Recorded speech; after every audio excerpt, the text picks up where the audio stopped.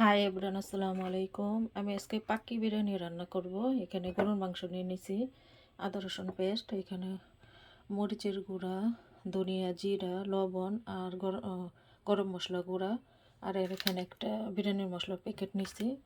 আর এই যে এখানে নিছি আমি টক দই। এখন আমি আদা রসুনগুলো দিয়ে দিব।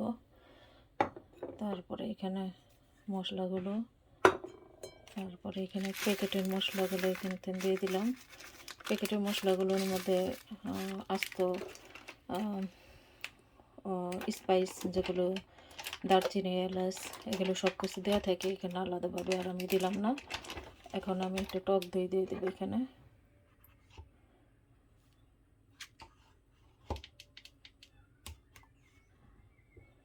4 টেবিল চামচ টক দই দিয়ে দিলাম ভালো করে।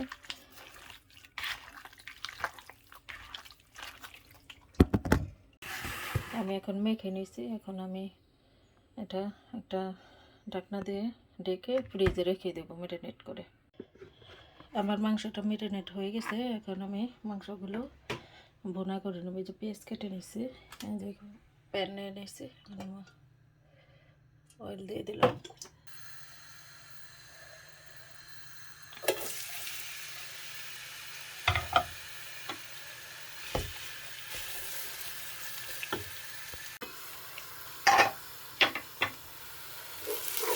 পেঁয়াজগুলো ব্রাউন হয়ে গেছে, মাংসগুলো দিয়ে দেবো।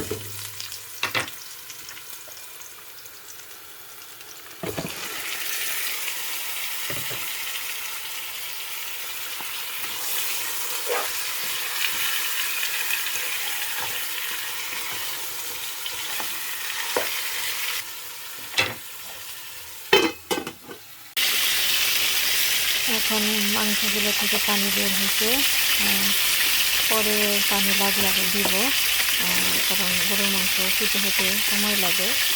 মিনিমাম 1.5 ঘন্টার উপরে লাগবে মাংস রান্না হতে। আমি কম জাল দিয়ে আস্তে আস্তে মাংসটা রান্না করে নেব। এখানে আমি ডাকলাম লাগিয়ে রেখে দিব। আরও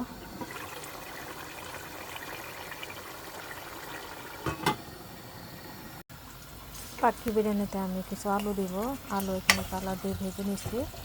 এখন আমি মাংসগুলোর মধ্যে মাংসগুলো কষানো শেষ হয়ে গেছে। কিছু কাঁচামরিচ, আলু বোখরা দিয়ে দিলাম, আর এখানে আমি সিদ্ধ করে রেখেছি। এখন আমি চালগুলো, সবগুলো চাল দিয়ে দিছি। এখন আমি একটু ফুড কালার দিয়ে দেব।